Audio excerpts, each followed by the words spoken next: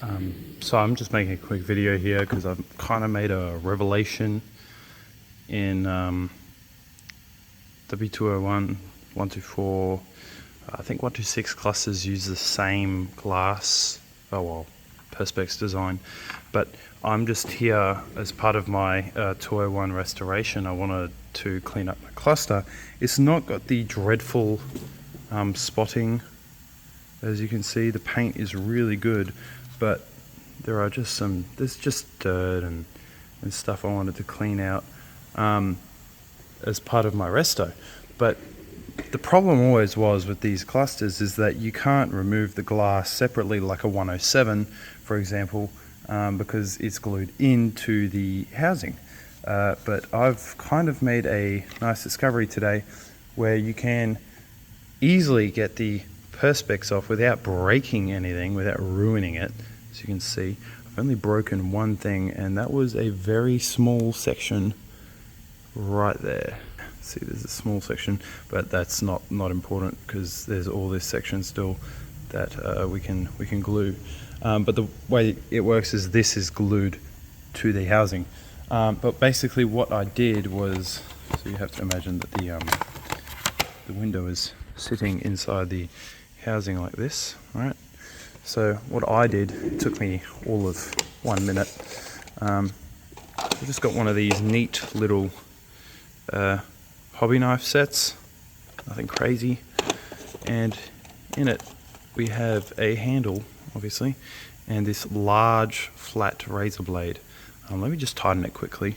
So after tightening the blade, none of this section, so this bottom section and these side sections, are not glued. The only glue that I found was in this area here and this area here. And all you want to do is, quite literally with the razor inserted, is just very gently insert it between and just keep going.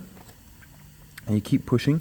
It will be hard in the glued spots. So if you try in the middle first to get a good idea of what it feels like without the glue, you just kind of insert it. It'll go all the way down. As you can see, it's kind of got a fair bit of travel there. You can see it on the other end actually. If I zoom in there, that's the razor dropping. If I zoom in, you can see the razor pops out on the other side, and that is the non-glued section. So when you come over here, you can just kind of make out as I run my razor blade across that it gets kind of rough here, less clear. That's because that is the glued section.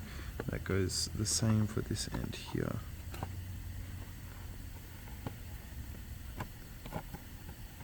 Just there is glued. And basically what you want to do in the glued sections is you want to just push the razor down and then just kind of wriggle it around until you hear a crack. Now that sounds like it's going to break it. The crack is the glue releasing, as far as I've seen and felt.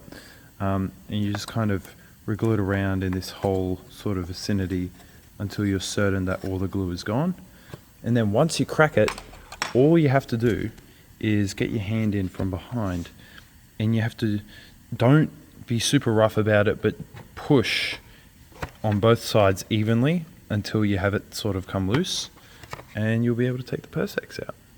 And that's how you take it out. And this is really useful, like I said, for restoring these, because while I'm lucky in the sense that it's a good cluster, most people will have a cluster with the primer showing through, which is really annoying. But now you can take it apart and repaint it. Apologies for the fire truck that's going past right now. So yeah, I thought I'd share that with YouTube here because well, I remember when I started mucking around with these things, I wanted to do a cleanup a very long time ago, around 2 years ago, and I remember watching a video that basically explained it's very hard to take apart without ruining the entire thing, and you kind of needed a second cluster in case you broke something. But I had a very gentle play and found out that all you need to do is stick a razor in those two edges and it will just crack and come loose, and you just push it gently from either side, and there you go, you've got the housing and glass separate. Thanks for watching.